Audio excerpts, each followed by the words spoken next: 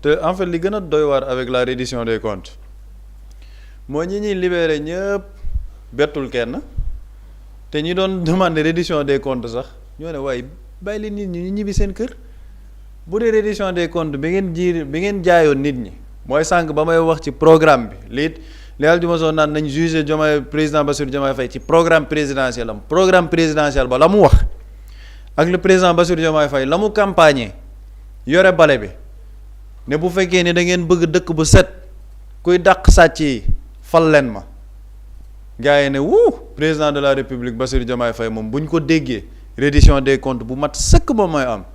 justice bu mat sëkk moom mooy am ni boobu moom macha allah gars yi toje woon suñu xaalis dinañ leen jaarale ci yoon ñu ñëw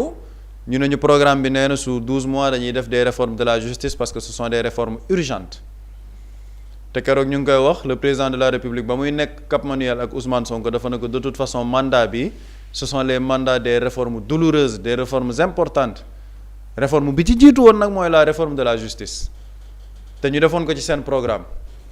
après gars yi lan la ñu gis dañu ne les premières assises du président Bassirou Diomaye Faye c'était les assises de la justice ba ñu teg ay commission liberté commission lii commission diw société civile bi parti d'opposition parti au pouvoir ñëpp ñëw gars yi ne vraiment suñu justice bi faaw ñu ñoŋal ko président Bassirou Diomaye Faye ne rapport yii nii wala assises yi du bokk assises yoo xamante ni dañ koy tëj dans les tiroirs gars yi ne justice moom day am ñu ñëw nañu parquet pôle judiciaire financier léegi activé nañ ko defar nañ kii bi mooy à l'Assemblée nationale la haute cour de justice gars yi ne instant yi moom li ñu doon xaar mu ngi am justice bi dina tegu ci yoon après fan lañu mujjee dialogue di amaat am ay nit yu ñu waroon convoqué nañu bu ñu leen convoqué dañuy yàq esprit dialogue bi donc dañ leen ci bàyyi du samay wax de premier ministre Ousmane Sonko d'alors moom moo ko wax ñu dem ba ci biir ñu gis dans les dossiers là effectivement c'est la léthargie totale Mansour Faye tudd nañ ko ci dossier Covid lii léegi da libéré haute cour de justice ministre de la justice ba Ismaïla Madior Fall wax nañ lii jëm kaw jëm suuf ok assignation à résidence avec bracelet électronique Farba Ngom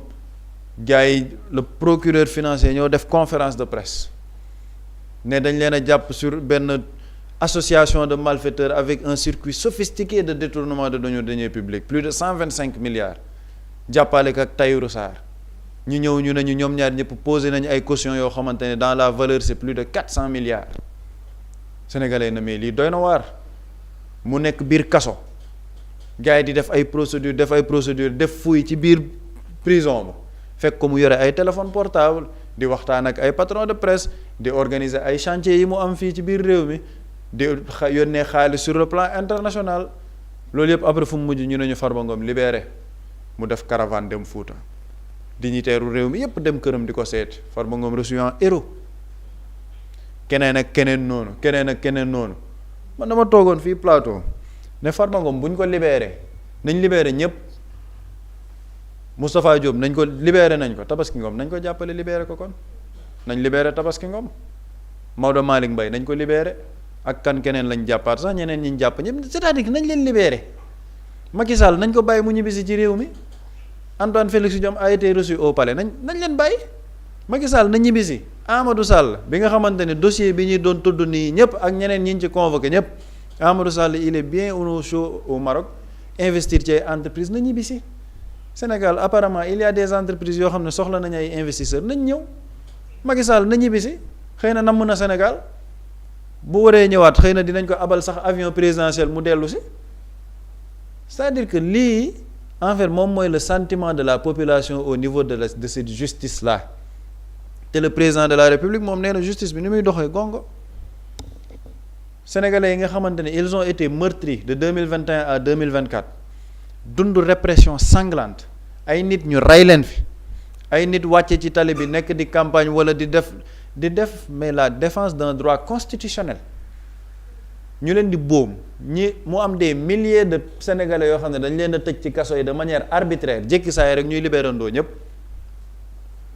léegi ñu ne ñu kooku nekkoon ministre de l'intérieur ci période boobu il a été reçu par le président de la République Bassirou Diomaye Faye ki nga xamante ni seen parti moom moo ko dissoudre woon ne yéen ay terroriste ngeen vous êtes entraîné par des forces islamistes tëj seeni nit ñu rey ay nit moom moo tëj sa parti tëj sa leader joindre ce dossier yow au dossier de ton leader jël ay xale yoo xamante ni sous son magistère force de défense et de sécurité dañ doon utiliser ay xale di leen def ay bouclier humain moom mu taxaw jàkkaarloog sénégalais ñu ne ko bouclier humain yi nga xamante ni force de défense et de sécurité ñu ngi koy mu ne qui vous dit que ces forces de défense et de sécurité n'étaient pas en train de préserver xale boobu noonu nekkuñu woon di ko sauver en l'utilisant comme bouclier. Ministre de l'intérieur kooku le président Bassirou Diomaye Faye recevoir au palais concertation ci lan parce que dafa bëgg xam xalaatam ak xam-xamam ci lan suñu sécurité intérieure. mais bu ñu demee ba toll foofu ci régime boo xamante ne le président Bassirou Diomaye Faye moo ko jiite mais ngalawaay ñi ñu tëj nañ leen bàyyi parce que la vérité mooy les sénégalais amatuñ yaakaar ci reddition des comptes bi ça n'intéresse même plus les gens bu njëkk ba boo déggee ñu ne la convoqué nañ diw jàpp nañ diw dëkk bi yëpp a ciy coow Moustapha Diop il a été libéré hier nit ñi ñu ngi ci leneen ñu ngi ci seeni activité parce qu'il n'y a pas cette confiance en la justice et le profil de Moustapha Diop interpelle. Ancien maire de Louga, il avait une base politique à Louga. On va vers des échéances locales. Am na ñu bëri ñuy wax am na ay rumeurs est-ce que du day rejoindre coalition Diomaye président c'est une question la bu ñuy poser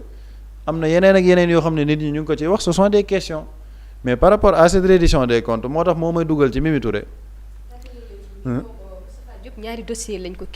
toppee woon ndax ñaari dossier yëpp tamit dañuy boole yëpp rek bàyyi mu sedd. parce que dossier bu njëkk ba mooy bu Tabaski Ngom ba boobu déjà mayoon nañ ko ci liberté provisoire mu desoon dossier bi Covid bi dossier Covid bi tamit ñu enchaîné mayaat ko beneen liberté ba pare ñu ne dafa consigner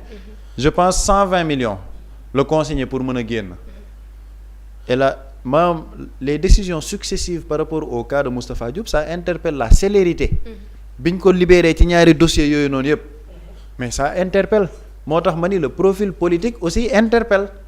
nit ñi ñu ngi posé wu ay questions parce que local a ngi ñëw nit ñi tamit seen xel la ñu yore di xalaat de ay local a ngi ñëw lan moo tax ñu libéré ko bu ñu demee ba toll ci local il va militer pour qui il va défendre qui ndax gis nañ un ancien maire de l'APR Cheikh Issa Sall moom mu ñëw rejoindre la coalition Diomaye président ce sont des questions légitimes que les Sénégalais se posent mais par rapport ak perception bi nit ñi di am ci justice mooy les Sénégalais xaaratuñ sax lu bëri ci justice mooy li ma naroon wax ci Mimi Touré xam nga bu ñu toogee dans un régime présidé par Bassirou Diomaye Faye Mimi Touré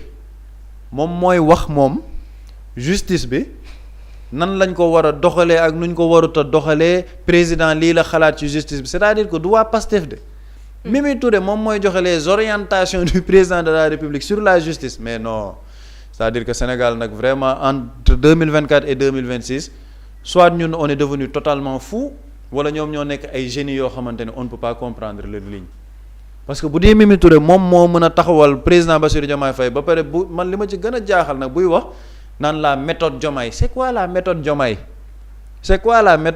la méthode Diomaye c'est de dire aux Sénégalais page 37 38 dañuy def fonds politique remplacer ko par fonds spéciaux nga ñëwaat jàkkaarloog Moustapha Diop ne ko dañoo war def ci sutura c'est ça la méthode Diomaye c'est de dire aux Sénégalais qu'on va faire des réformes de la justice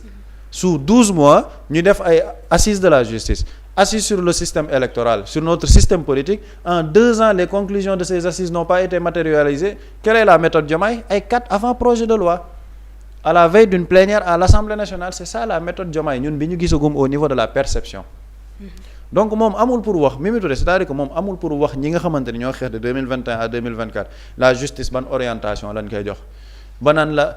on ne va pas accepter waxuñ une justice des vainqueurs wala une justice pour régler des comptes mais justice des vainqueurs mais fii ku fi wax justice des vainqueurs il y a des rapports yu tegu rapport yoo xamante ni président Bassirou Diomaye Faye moom nekkagul woon sax en service nekkagul woon président rapport yooyu ñu ngi fi président moom moo ñëw ne rapport yooyu nañ ko publier rapport Cour des comptes de 2020 à 2024 nañ publier yépp sénégalais yi gis waa sénégalais yi gis rapport yooyu ne waaw lii moo xewoon ci réew mi non faaw justice am waaw loolu ban justice des vainqueurs moo ci am bu ñuy wax naan ay justice des deux côtés waaw ñiy def ñi la def mais loolu sénégalais ñoom dañ ci am problème te ñoom sous-entendement bi ñu ciy def mooy justice boobu bu ñu ko defoon leader parti Pastef Ousmane Sonko du ci rëcc ñoom gis nga fi ñuy xalaatee sénégalais ñu ngi toog di leen seetaan xam lu ñu bëgg a wax léegi bu fekkee ne ñoom entendement boobu lañ ci am bu fekkoon ni sax loolu moom mooy am ci justice ñu ne bu ñu defoon justice ñële dinañ leen daan waaye Ousmane Sonko dinañ ko daan lay daan Ousmane Sonko du fi bàyyi président Bassirou Diomaye Faye parce qu'il y avait jonction de leurs deux dossiers bu dee ñoom ci loolu lañ jàpp loolu lañ njort loolu lañ bëgg manipuler nit ñi la mën a daaneel Ousmane Sonko ci dossier justice moo mën a yóbbuwaale le président Bassirou Diomaye Faye parce qu'il y avait jonction des deux dossiers donc nañ génn ci seen tappale yooyu ñu nekk les Sénégalais demandent une justice comme ni ñu leen ko promettre ci discours de campagne ni ñu leen ko promettre ci programme présidentiel les Sénégalais n'en demandent pas trop ils demandent une justice bu ñu leen jaay mais man mu ngi mel ni ma toog man ma nekk célibataire may dem di labat benn xale bu jigéen bi promettre ma ne ma yow moom doo jooy togg bu neex doo jooy toppatoo doo jooy lenn ma takk xale bu jigéen boobu ma ñëw toog gis ni mënul baxal nen ñu ne ma non loolu waroo ko fee waxee parce que déedéet moom baxal nen moom vraiment mën nga ko mën wala mënoo ko mën mais man dafa ma defal promesse ne ma doo jooy lii ma dem ba ci biir gisuma loolu waa man xanaa man am naa droit ne man la ma gisoon gisatuma ko mais loolu la sénégalais dañ leen a promettre ne leen yéen lii dinañ leen ko defaral nga ñëw ba egsi ci nguur liñ la promettre defaraluñ la ko sénégalais di jooy loolu nga ne leen non yéen li ngeen di jooy du loolu moo am justice des vainqueurs ngeen bëgg a am mais lan mooy justice des vainqueurs et puis ñoom tappalekat bi ci gën a mag nag mooy Abdourahmane Diouf ndax moom il est fort ci ay concepts yoo xamante ne boo koy dégg da nga naan mais ces concepts là ils sont beaux boo leen di dégg ay démocratie de concordance xam nga concordance générationnelle xam nga boo waxee mun a la ay 2029 xaw ma la nii état parti nii parti état la république rien que la république une justice des vainqueurs c'est des concepts creux c'est-à-dire que yi muy wax noonu moo nga jël boxam gerte caaf ne pouf mu dem looloo am ce sont des concepts creux des contenants sans contenu maanaam da nga koy gis ni discours bi c'est beau mais au fond c'est vide c'est aérien les Sénégalais justice bi ñuy xaar dañ ko tënk ci programme ne leen lii ak lii ak lii la ñuy def bu ñu ñëwee dañuy def un parquet dafa am doole torop le procureur il a trop de liberté par rapport à la détention des gens ñu ne loolu lan lañ koy defee ñu ne dañuy mettre en place un juge des libertés boo xamante ne le procureur n'aura pas autant de puissance pour jàpp ay nit wala di leen dak comme li ñuy dund ni di convoquer ay député di bëgg dem jàpp lu député ci session programme président Bassirou Diomaye Faye dañ ne loolu dañ koy wàññi en mettant en place un juge des libertés boobu yow 2026 bii da nga ko fee dégg kenn waxu ci sax mettre ñu en place loolu ñu ne les retours de parquet durée bi muy def dañ koy réduire parce que retour de parquet yi ni muy demee c'est contraire à la loi da ngaa dégg loolu benn changement déggoo ko waa sénégalais ñoo yéene justice bi ni muy doxee baaxul parce que li ngeen ñu proposé woon defoo leen ko lii mooy le principal problème des Sénégalais avec la justice sénégalaise il y a des réformes qui ont été promises réformes yi defuñ ko en place sénégalais loolu la ñuy kaas maintenant cette reddition des comptes man moom personnellement wax dëgg neex yàlla reddition des comptes xaaruma ko ci nguur bi régime bu président Bassirou Diomaye Faye jiite xaaruma ci benn reddition des comptes parce que y a des signaux qui montrent que la justice n'est pas une urgence pour le régime du président Bassirou Diomaye Faye. jërëjëf Pape Samba Boury par rapport ak reddition des comptes bi ni ñu commencé di gis daanaka ñu bari ñi ñu tegoon loxo mujjee nañu leen di bàyyi fii di mujjee ci amoon na fi ak jaaroon na fi rek. fa la nar a mujj de ndax lii ñu nekk di gis moom et dama wax sànq de légèreté bu ma nee légèreté nag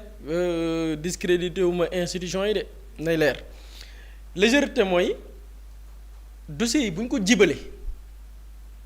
ak tout le bruit autour. ca cappaandaw ga na nit ka da génnee ci sénégalais duñ ci am benn information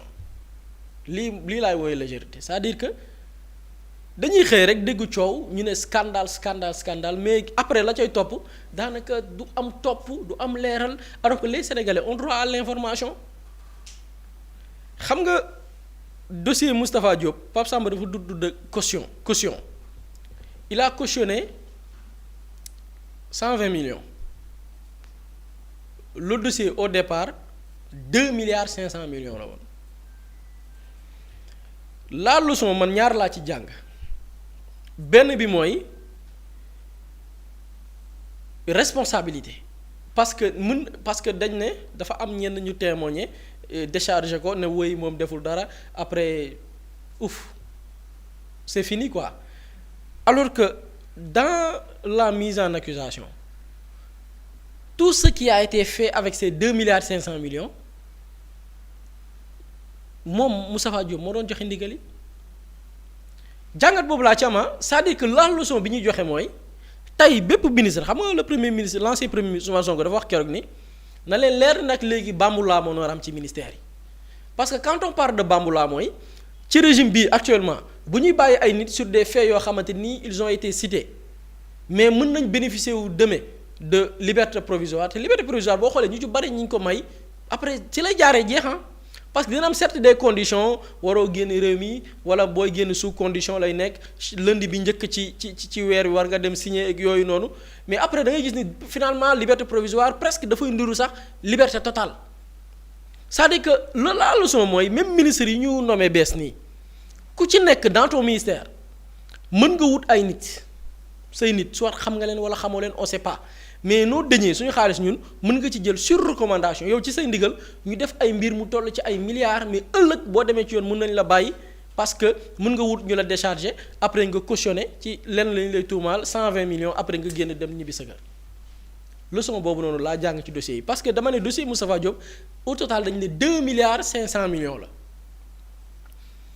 ñu ne peut-être DAGE yi parfois ñooy def yooyu ministre bi yoonam nekk ci mais non dans la mise en accusation avant parce que député la woon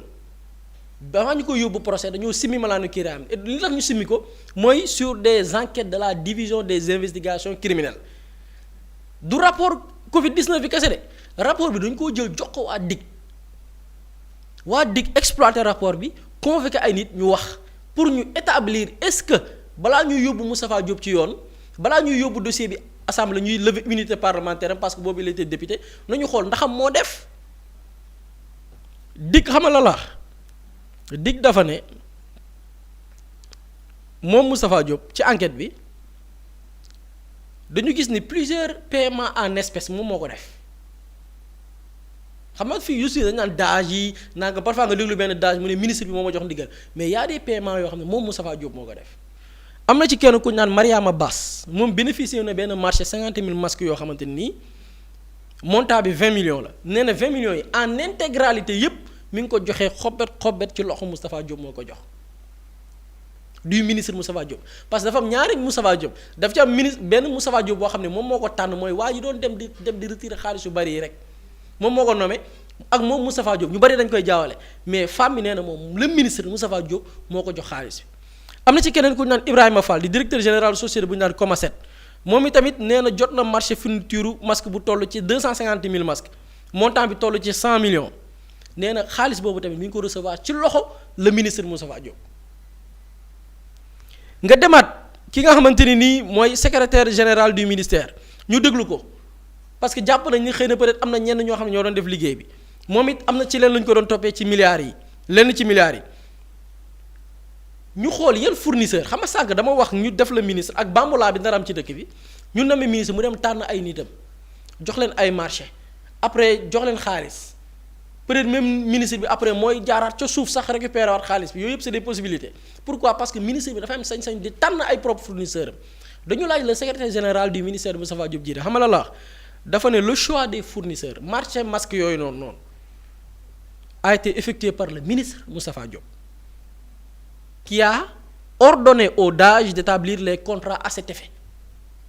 moom Moustapha Diop moo tànn ay fournisseurs am moo jox ndigal DAGE bi ngir mu établir contrat yi ngir ñu jox leen marché millions yi boo ko xaymaa lépp muy 2,5 milliards c'est-à-dire que dañu ibbi benn boulevard c'est-à-dire que lii ñu nekk di gis te li na ma tax ma naan légèreté mooy après dañuy xëy bàyyi nit ki sans explication pourquoi benn explication la ñu am parce qu'il a cautionné 120 millions te 120 millions xam nga lan la lay wax. dañu naan certes cautionné na mais taxul ñu am noonu lieu c'est-à-dire que il reste toujours inculpé boobu tamit xam nga lan moo ci doy waar man mun nañ ma dénk ministère ma dem tànn samay fournisseurs yu ma neex am naa ay gain am naa ay nit ma leen saa yi kaay leen ma jox leen ay marché jox leen ay marché ku ci nekk dem après xaw ma fu ma jaar ak ñoom xaw ma parce que du ma ci sori xaw ma ban lien la ñu am quelque temps après 3 ans après wala 4 ans après yoon ñëw déglu ma génnee 120 millions cautionné dem ñibbi sama kër c'est-à-dire reddition des comptes bi la Sénégalais di ko naqarlu les messages yi nga xamante ni nii tey wala mbir yee la mu mën a jur ëllëg ci mbir mooy dafa ci am benn kilifa bu ma waxtaanal mu ne dafa am ko ne saa yi ci ministère bi ci gouvernement avec bi Pastef jëlee le pouvoir mu ne am benn waay bu ko ne saa yi gérer leen seen bopp parce que fii ñu bari jaar nañ fi kenn mësu leen topp c'est-à-dire que y avait une tradition au Sénégal ministre wala directeur général day nekk def lu ko neex après du am sax procès mooy waral ku ñëw di def lu la neex ni saa yi def lu leen neex du mujj fenn parce que fii mësuñu fi topp directeur général mësuñu fi topp ministre mais avec ce changement de régime dañ na loolu jeex na topp moom day am mais nga gis ni après effectivement ñenn ñi ñu doon xelal sax naa leen def leen lu leen neex parce que fii mësuñu topp ministre mësuñu topp directeur général finalement da ngay gis ni day nekk une tradition nit ki dafay am sañ-sañu ne mais naa def lu ma neex parce que affaire yi ndekete du mujj fenn message boobu la danger boobu la et man je crois que on sait pas l'avenir lan lay nekk mais avec ce message là bi ñu jox sénégalais yi avec ce message tey wala reddition des comptes bi message bi mu toqal boog ci nopp sénégalais yi ak ñi nga xam ne dénk nañ leen message bu négatif la tey une personne peut détourner nos deniers par exemple ay milliards 10 milliards jël 10 milliards yi investir ko dans d'autres secteurs mu jural ko lu bari wóor na ko ni ëllëg bu ñu ko jàppee bu cautionné xam nga Pape Samba parle de réforme mais réforme yi ci yooyu réforme yi lu yooyu la waroon viser yow est-ce que bu ñu lay toppee nangami milliards boo cautionné parce que caution bi ñuy wax yoon moo ko maye est-ce que yow bu ñu la toppee ay milliards selon montant bi ñu lay toppee rek boo ñëwee cautionné ko ñu bàyyi la mais loolu dañ ko war a redéfinir quand même loolu moo tax réforme yi am solo mais réforme yi anam keroog gis naa am ku def benn tableau liste réforme yi ñu waxoon yépp depuis 2024 yii en cours yii jamais exécuté yii kenn sax tàmbalewu ko tu vois que y a pas une réelle volonté de faire les réformes pour que yenn ci porox ndoll yi ay nit daan jëfandikoo wut avocat bu baax boo wutee avocat bu baax ñu wutal la ay lay ba ñu bàyyi la porox ndoll yooyu noonu dañ ko fi bàyyi ba tey maintenant nag ku ci nekk mën nga ci am gis-gis bu sori affaire yi fa la na mujj et pourquoi les gens waaw parce que pourquoi les gens se posent des questions mooy bu ñu gisee ay nit yoo xam ne ay defkatu njombe lañ ne rejoindre nañ la coalition Diomaye président dara du la bett ëllëg tey par exemple nga giiraat keneen koo xamante nii rejoindre na déjà am na ko ñu nommé ministre fan yi Abdoulaye Ndiaye bi ñu jàppee Moustapha Diop bii dafa dem seeti ko jël benn photo bu ñu mësoon partagé ko sur sa page seeti woon naa sama nangam yow déjà boo nekkee ci gouvernement mu am un état d'esprit muy la reddition des comptes war ma ak kersa sax waru la may même bu dee da nga sëkk nit ay relation mën nga ko dem seeti en toute discrétion mais di ko avouer di ko manifester loolu même ça décrédibilise li nga xamante ni mooy poursuite yi nga xam ne ñu ngi koy mëne tey quand on dit que cette même personne te ñu bari sax bi ñu koy def nee nañ kii tappalekat la tey nekk na ministre tey j'en suis sûr et certain que président Diomaye bu soxla woon Moustapha Diop pour conquérir Louga mun na jaar ci Abdoulaye Ndiaye parce que waaw day ça sera très facile ah donc l'enjeu politique aussi nit ñi duñ ko ci dàq tey ñu bari ñi ñu libéré tey dañu am benn parce que Moustapha Diop il faut savoir jigéenu Louga yi sax demoon nañ ba ne nañ ko def ministre de la femme tuddee woon ko xale carte gab c'est-à-dire que dafa amoon doole Louga c'est-à-dire que sur le plan de l'électorat dafa am doole Louga il faut le dire même jamonoy Macky Sall il a été toujours ministre parce que dafa am une base politique boobu nag la question mooy ndax pouvoir bi da koo soxla ndax ñoom dañoo soxla base boobu noonu en tout cas am na doom ndayam moom mi ngi ci gouvernement am nommé nañ ko barki dem borom Pastef laay topp lu parti bi wax laay décider après parti bi jaar ni nga jaar ne les rejoindre na il est ministre des transports peut-être moom xam naa bu président Diomaye bëggee recruter Moustapha Diop moom am na benn émissaire boo xam ne mën na koo lijjanti muy Abdoulaye Ndiaye. doy na waar Pape Samba ay ci bu fekkente ni amoo loo ci yokk rek ñu yëkkati jotaay bi. li nga may yokk